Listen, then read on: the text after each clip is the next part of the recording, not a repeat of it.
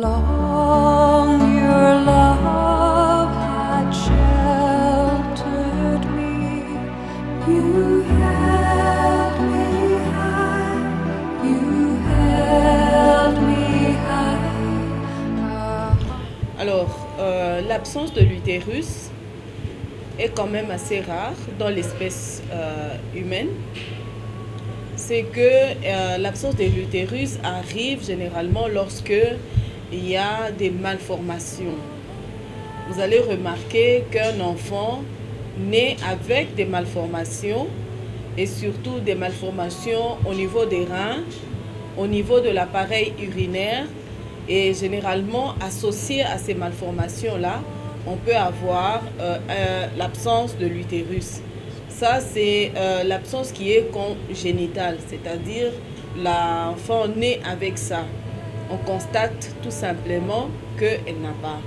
Et cela survient aussi dans certains syndromes, par exemple le syndrome de Rokitansky-Kuster-Hauser.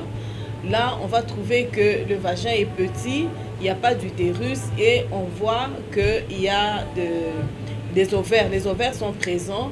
Ce n'est que l'absence de l'utérus qu'on va constater. Donc, c'est dans un syndrome où on trouve plusieurs malformations. Mais l'absence de l'utérus peut être aussi acquis, peut être chirurgicale, je veux dire. Donc, à cause d'une maladie quelconque, ça peut être un utérus avec plusieurs myomes.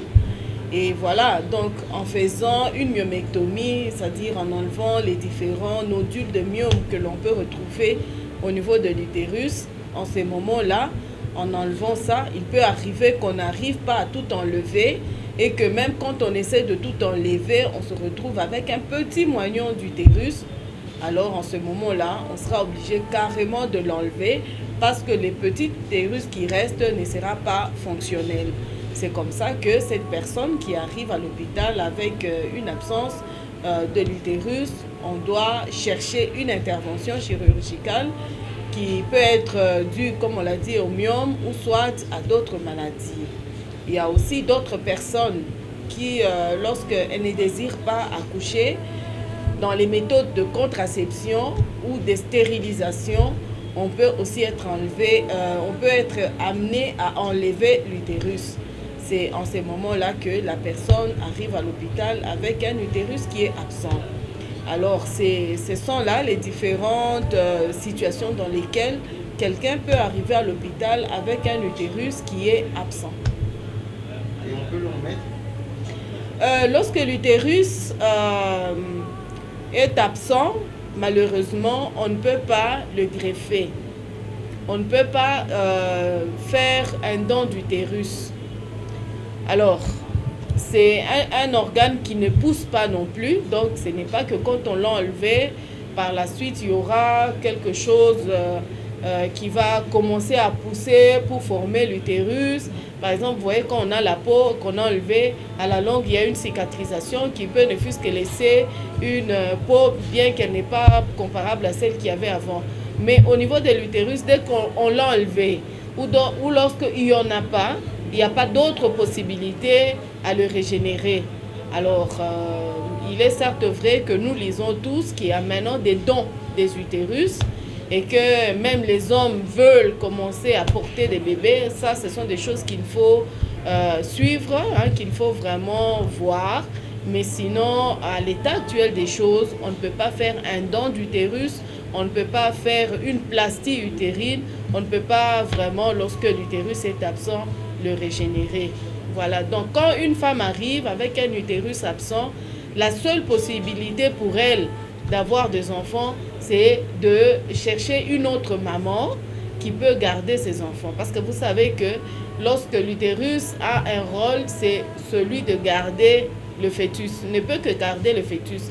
Mais quant à la formation du bébé, l'utérus n'intervient pas dans la formation du bébé.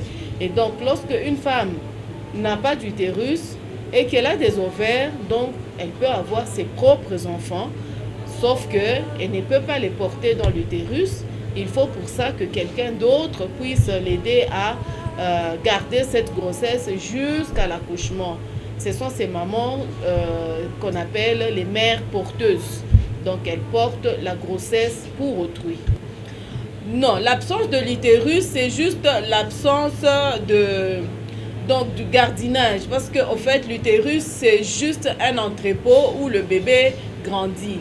Mais par rapport à la fécondation et à la formation du bébé dès le départ, on a besoin des ovaires, on a besoin de la trompe, tout simplement. Maintenant, par rapport à la fécondation, donc c'est dans les trompes. Par rapport à la sémence, c'est dans les ovaires. Okay. La conséquence, c'est que si elle s'enteinte et qu'elle tombait enceinte, elle aura une grossesse qu'on appelle abdominale. Cette grossesse va évoluer dans la cavité abdominale. Tu vois, c'est un risque. La grossesse ne peut pas évoluer là-bas. Et voilà, donc c'est une grossesse qu'il faudra peut-être enlever dans des cas extrêmes. On peut garder cette grossesse lorsque ça s'est bien implanté, qu'il n'y a pas de problème au niveau des organes des organes environnants, les organes qui environnant la grossesse. Donc voilà, donc s'il n'y a pas de problème au niveau de tous ces organes qui sont en voisinage, donc cette grossesse peut évoluer jusqu'à 7 mois et à ce moment-là, on va faire une intervention pour enlever l'utérus. Mais c'est des cas extrêmement rares. Hein, c'est vraiment des cas rares. Ce qui est vrai, c'est que lorsque la grossesse est dans l'abdomen, donc dans le ventre, il faut l'enlever. How long